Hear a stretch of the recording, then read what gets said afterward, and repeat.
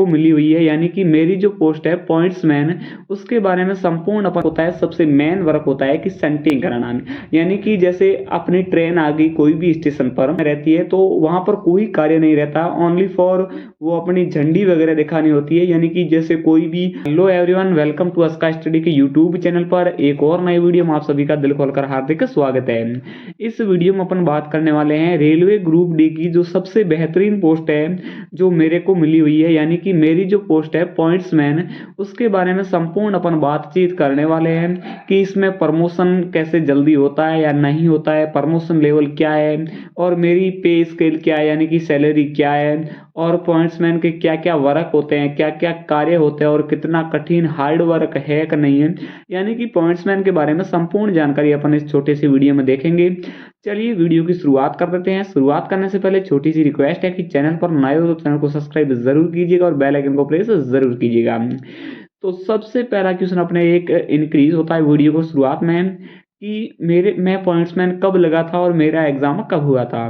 तो दोस्तों मेरी जो वैकेंसी थी 2019 वाली वैकेंसी थी, उसमें अपना फॉर्म फिलअप हुआ था, लेकिन वो कोरोना के टाइम में जो एग्ज़ाम थे वो एक्सटेंड हो गए थे, यानी कि आगे चले गए थे। इसी कारण से अपना एग्ज़ाम है वो 2022 में हुआ था, जो 2022 की फरवरी में मेरा एग्ज़ाम हुआ था। उसके बाद एग्ज़ाम के बाद जो अपने पेपर वगैरह होते हैं वो जब क्लियर हो जाता है तब अपनी वो रनिंग वगैरह, मेडिकल डॉक्यूमेंट, डीवी यानी कि डॉक्यूमेंट वेरिफिकेशन वगैरह सारे स्टेप है वो पूर्ण होते हैं। उसके बाद आपको फाइनल मेरिट के तहत आपको जो आपकी पोस्टिंग है वो अलॉटमेंट की जाती है। तो सबसे पहले अपन बातचीत करते हैं, ये मैं दूसरी वीडियो में लाऊंगा कि मैंने कैसे तैयारी की थी पॉइंट्समैन की और आप कैसे अपना सिलेक्शन पक्का कर सकते हो, ये मैं अगले वीडियो में लाऊंगा। इस वीडियो में अपन बात करते हैं पॉइंट्समैन के क्या क्या वर्क होते हैं, क्या मेरी पे स्केल है, अगर हो सका तो मैं पे स्केल मेरी जो सैलरी स्लिप है उसका भी वीडियो अगले वीडियो में डाल दूंगा, यानी कि दूसरा वीडियो कोई भी बना के पे स्केल के बारे में मैं वीडियो डाल दूंगा। चलिए सबसे पहले अपन बात करते हैं कि पॉइंट्समैन ही क्यों चुना मैंने, पॉइंट्समैन में क्या क्या फायदे है, कितना वर्क है। तो सबसे पहले बात यह है कि ग्रुप डी की सबसे मोस्ट इंपोर्टेंट पोस्ट है वो है पॉइंट्समैन है। एक पोस्ट भी बहुत बढ़िया है जो कि है हॉस्पिटल असिस्टेंट, लेकिन पिछली वैकेंसी में भी हॉस्पिटल असिस्टेंट की पोस्ट थी वो बिल्कुल समाप्त कर दी गई थी, यानी कि रेलवे ग्रुप डी के तहत जो हॉस्पिटल असिस्टेंट की पिछली वैकेंसी में मेरे जो मैंने वैकेंसी दी थी, मैं इस वैकेंसी के थ्रू आया हूँ, उस वैकेंसी में हॉस्पिटल असिस्टेंट की पोस्ट बिल्कुल भी समाप्त कर दी गई थी, क्योंकि मैंने भी सबसे पहले पोस्ट प्रेफरेंस में हॉस्पिटल असिस्टेंट डाला था, उसके बाद दूसरे नंबर पर पॉइंट्समैन बी डाला था। तो पॉइंट्समैन क्यों अच्छी है, पॉइंट्समैन में एक फायदा ये है कि अपन जैसे स्टेशन मास्टर के अंतर्गत काम करते हैं, पॉइंट्समैन जो भी होता है वो स्टेशन मास्टर के अंडर कार्य करता है, इसीलिए पॉइंट्समैन के बाद एलडीसी, एक होती है एलडीसी और एक होती है जीडीसी, इनके तहत जो रेलवे की डिपार्टमेंटली वैकेंसी आती है जिनमें बाहर के बच्चे, जो बाहर के स्टूडेंट होते हैं वो फॉर्म फिलअप अपना नहीं कर पाते हैं, ओनली जो वगैरह पॉइंट्समैन है या ट्रेन लाइटिंग वाले हैं वो ही इसमें फॉर्म फिलअप कर सकते हैं। तो पॉइंट्समैन आता है वो एलडीसी के थ्रू आता है, यानी कि एलडीसी में बहुत सारी जो डिपार्टमेंटली वैकेंसी लगातार आती ही रहती है। और पॉइंट्समैन का एक फायदा और है कि जैसे ही आप जैसे मैं अगर 2022 में मेरी जैसे पोस्टिंग हुई है तो मेरे अगर 3 साल पूरे हो गए, यानी कि अभी तक मेरे नहीं हुए क्योंकि मेरे को पोस्टिंग लेट मिली थी,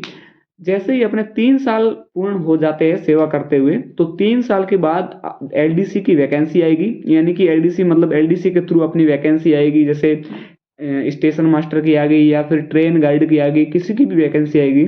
तो 3 साल के बाद आप उस वैकेंसी में भाग ले सकते हो, यानी कि डिपार्टमेंटली वैकेंसी में आप अपना फॉर्म फिलअप कर सकते हो और आराम से अपनी हाई उच्च जो पोस्ट है वो प्राप्त कर सकते हो। ये बहुत बढ़िया पॉइंट्समैन का फायदा है क्योंकि इसमें प्रमोशन लेवल बहुत तकड़ा है, बहुत ज़्यादा होता है प्रमोशन, इसीलिए पॉइंट्समैन बहुत बढ़िया पोस्ट होती है क्योंकि इसमें प्रमोशन के चांस बहुत ज़्यादा होता है, बहुत क्या लगभग जो पॉइंट्समैन बनता है वो बिल्कुल आराम से पोस्ट ले सकता है, मन चाहिए आगे बढ़ सकता है अगर वो बढ़ना चाहे तो।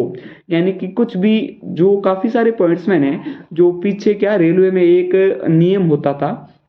यानी कि एक नियम ऐसा होता था कि पिताजी अगर एक्सपायर हुए तो उनके जगह वो आदमी अगर रेलवे में नौकरी करेगा तो उसको रेलवे ग्रुप डी के तहत दे देते थे अपनी पोस्ट। लेकिन जो पढ़े लिखे बच्चे हैं वो तो आराम से रेलवे ग्रुप डी में जो आगे जा सकते हैं, जो पॉइंट्समैन पद पर है, ट्रेन भी आ चुकी है, जल्दी जाना होगा इसलिए वीडियो जल्दी बना लेते हैं। तो पॉइंट्समैन होते हैं उसमें प्रमोशन लेवल बहुत तगड़ा होता है। इसीलिए आप अगर फॉर्म फिलअप कर दिया है तो कोई बात नहीं, लेकिन अभी तक आपके फॉर्म फिलअप करना है तो आप पॉइंट्समैन पहले नंबर पर अपनी पोस्ट प्रेफरेंस है वो पॉइंट्समैन रखें, क्योंकि बहुत बढ़िया वैकेंसी जो अपनी पोस्ट है और प्रमोशन लेवल बहुत अच्छा है। अब अपन बात करते हैं कि पॉइंट्समैन है इसमें क्या क्या वर्क होता है, यानी कि ज़्यादा हार्ड वर्क तो नहीं होता है वो वगैरह डिस्कस करते हैं। तो पॉइंट्समैन के सबसे पहले वर्क होते हैं, एक तो वर्क होता है, सबसे मेन वर्क होता है कि सेंटिंग कराना, यानी कि जैसे अपनी ट्रेन आ गई कोई भी स्टेशन पर, उस स्टेशन पर अपनी ड्यूटी है पॉइंट्समैन के तहत, एज ए पॉइंट्समैन के तहत। तो जैसे ही ट्रेन आएगी तो इंजन को सबसे पहले उसको जो अपना ट्रेन के डब्बे के पीछे सेंटिंग किया हुआ होता है, यानी कि जोड़ा हुआ होता है, उसको सबसे पहले वो हुक वगैरह हटा के, प्रेशर जो अपनी होती है ना पाइप, उसको खोल के उसको हटाना, फिर वो अपने आप लोको पायलट आगे ले जाएगा और फिर दूसरी तरफ यानी कि जिस तरफ से ट्रेन वापस जाएगी उस तरफ से वापस वो इंजन लेके आएगा। अपने को वापस से हुक उसमें डालना है, जो डब्बा होता है उसके थ्रू हुक बने होंगे उसमें हुक डालना और वापस से प्रेशर जो पाइप होती है वो जोड़नी है, यानी कि एक तरीके से जो अपने रेल के डब्बे होते हैं उनसे इंजन को जोड़ना वापस, यही शंटिंग कहलाता है।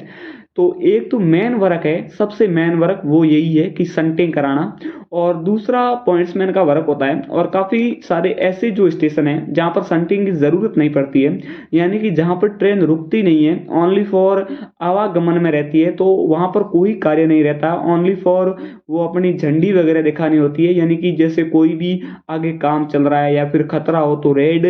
दिखानी होती है, अगर खतरा वगैरह नहीं हो तो ग्रीन दिखानी होती है, तो फिर ट्रेन चली जाती है, कोई दिक्कत नहीं रहती है। यानी कि जो मेन स्टेशन है उन पे शंटिंग ज़्यादा होती है, जैसे जोधपुर हो गया, बाड़मेर हो गया, जयपुर हो गया। लेकिन काफ़ी सारे बीच के ऐसे स्टेशन हैं जहाँ पर ट्रेन रुकती नहीं है, तो वहाँ पर पॉइंट्समैन का बिल्कुल भी जीरो के बराबर कार्य है। तो वहाँ पर आप आराम से अपनी मतलब जैसे पढ़ाई भी कर सकते हो, जैसे आप रेलवे में नहीं जाना चाहते हो, दूसरी पोस्ट में जाना चाहते हो, तो आपको टाइम भी बहुत मिलता है।